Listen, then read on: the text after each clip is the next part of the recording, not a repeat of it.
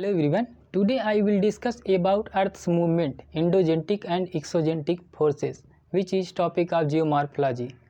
As we know that the Earth is made up of Sial, Sima, Nephe, or crust, mantle and core, and many types of geological changes occur on the Earth's surface. And these geological changes occur mainly in two ways: long period changes and short period changes. Long period changes occur slowly and short period changes occur suddenly. And on the basis of their sources, these forces which affect the Earth's crust divided into two parts: endogentic forces and exogentic forces. First, let's see endogentic forces or endogentic process. Endogentic forces are internal forces, or you can say that those forces which derive their strength from the earth, interior of the earth, and affect the earth crust are called endogentic forces. Like you can take example mountain building forces. Mountain building forces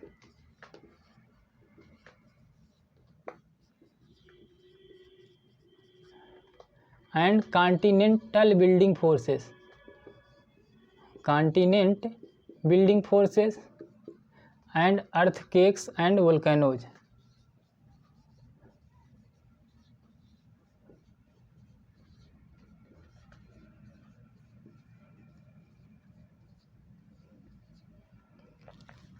Endogentic forces are caused due to contraction and expansion of rocks because of varying temperature changes inside the Earth's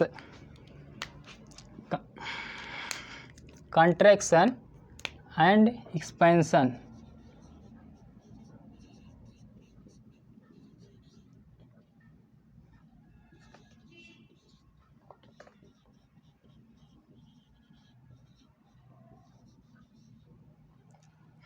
And on the basis of intensity, endogentic forces are divided into two parts: diastrophic forces and sudden forces.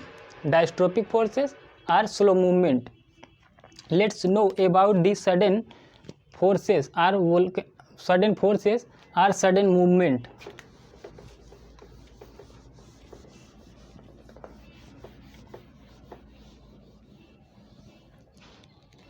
Sudden forces or sudden movement are caused due to endogentic forces, and sudden forces occur suddenly, and its effect seen within minutes.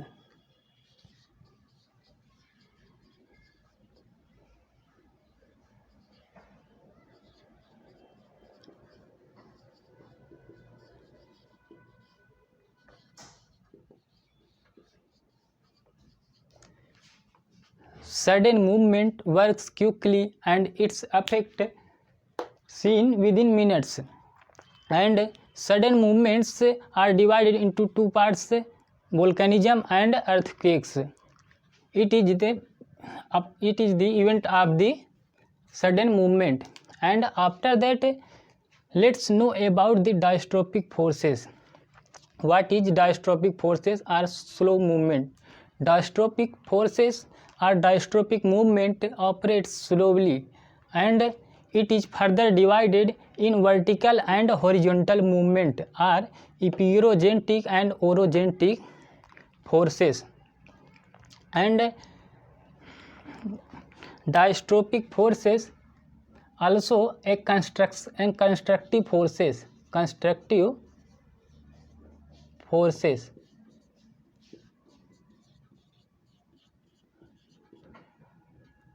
Diastrophic forces or diastrophic movement is a constructive forces because it creates certain relief features on the Earth's surface. And let's know about epirogentic or vertical movement.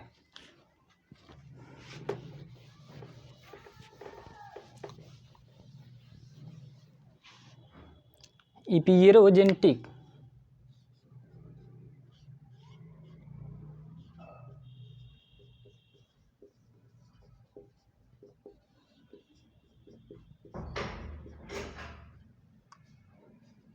Eperogenetic forces. Eperogenetic forces are result the formation of continent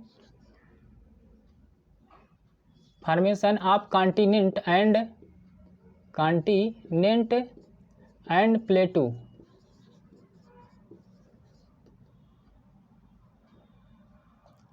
And eperogenetic forces does not bring effects in horizontal rock strata.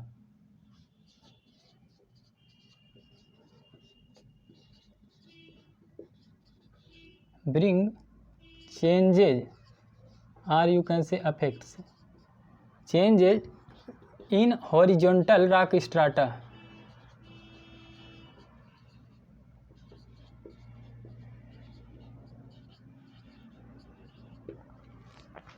Eperogenetic movement does not bring change in horizontal rock strata, and eperogenetic movement further divided into upward movement and downward movement, or you can say emergence and submergence, because upward movement leads to emergence of continent.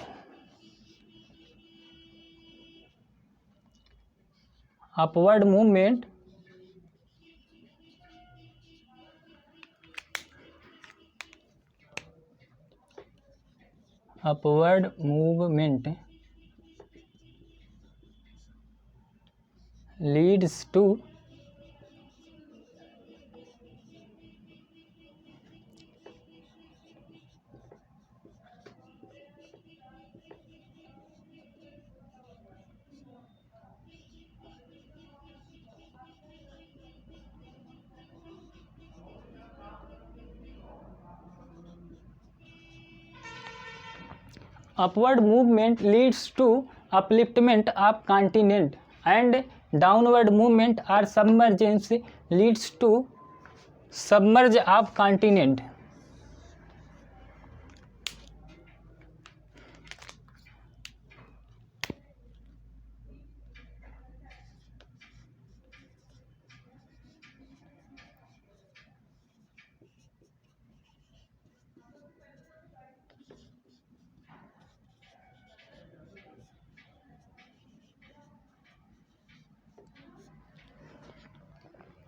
Downward movement leads to submergence of continent. And after that, let's know about the orogenetic movement or orogenetic forces, which is mountain building forces. Orogenetic forces are divided into two parts: tensional force and compressional force. And orogenetic movements occurs in two ways: in opposite direction and towards each other.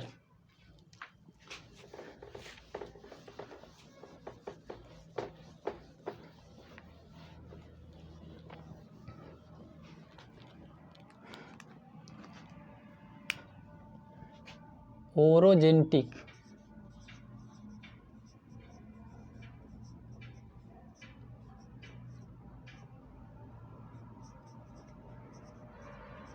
forces.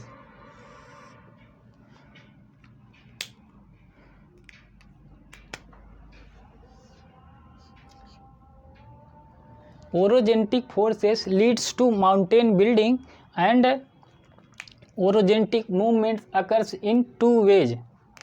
First is in opposite direction. In opposite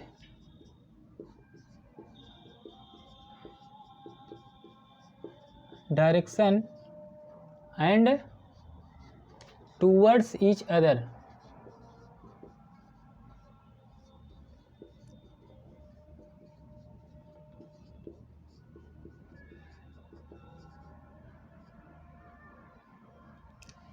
Orogenetic movement occur in two ways: in opposite direction and towards each other. When it operates in opposite direction, then it is called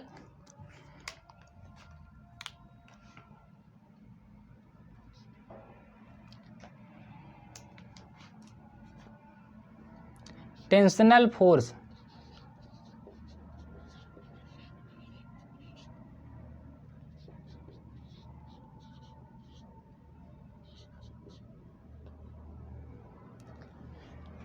When orogentic movement work in opposite direction, then it is called tensional force and caused crustal bending.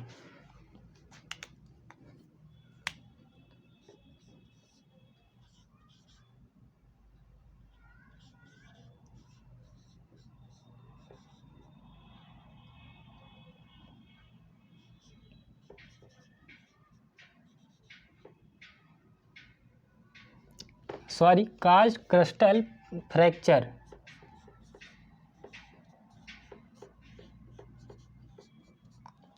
And when orogentic movement works in towards each other, then it is called compressional force. Here compressional force, and it caused a crustal bending. Compressional force caused crustal bending.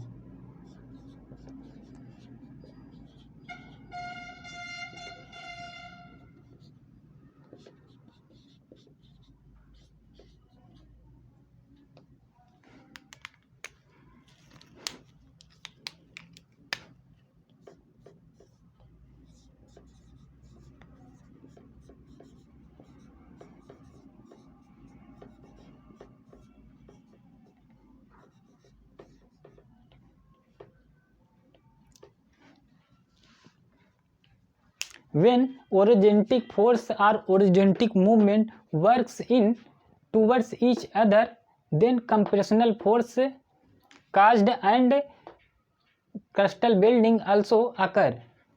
And after knowing orogentic movement or horizontal movement, let's know about force of compression and force of tension.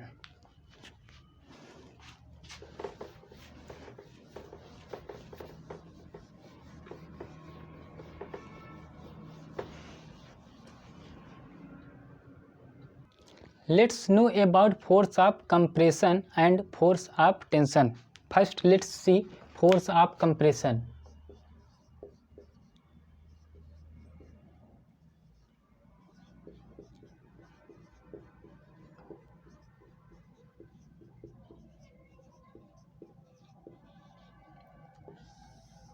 Force of compression leads to formation of folded mountains like Himalaya, Alps and Andes Rockies. Leads to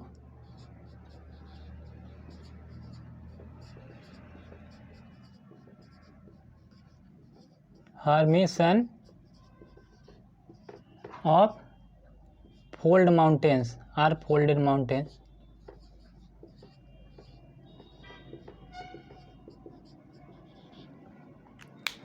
Like Himalayas,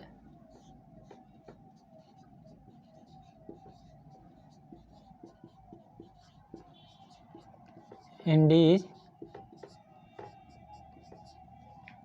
Rockies and Alps.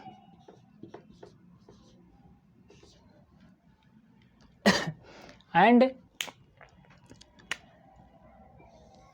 upfold rock beds are called anticlines and downfold rock beds are called synclines. This is upfold rock beds which is called anticlines.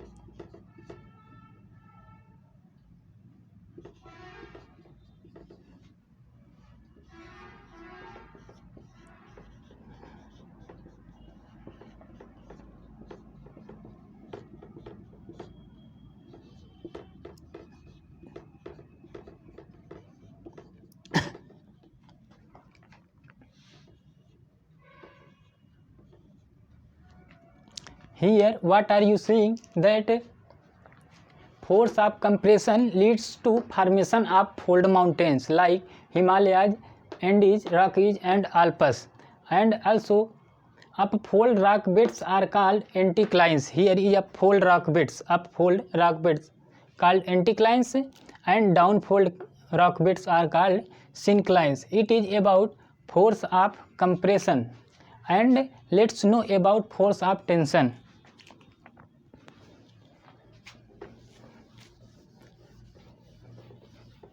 Force of tension leads to cracks, fracture,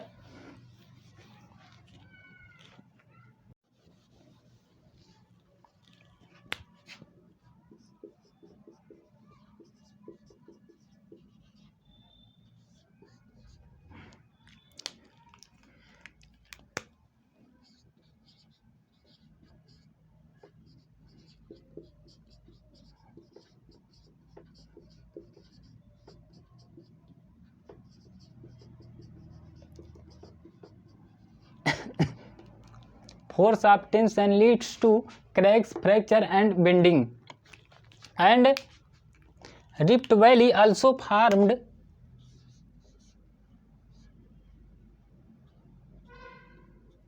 due to sinking of rock strata, and Rift Valley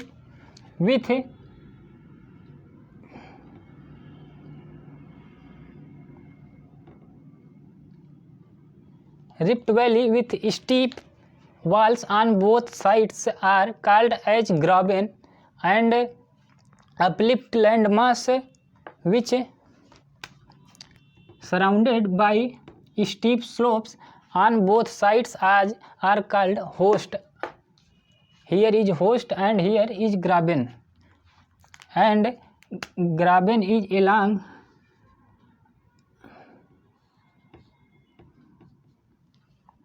a fault.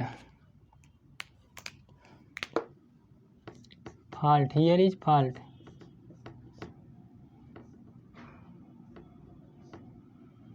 Graben occurs along faults, and it is about the force of tension.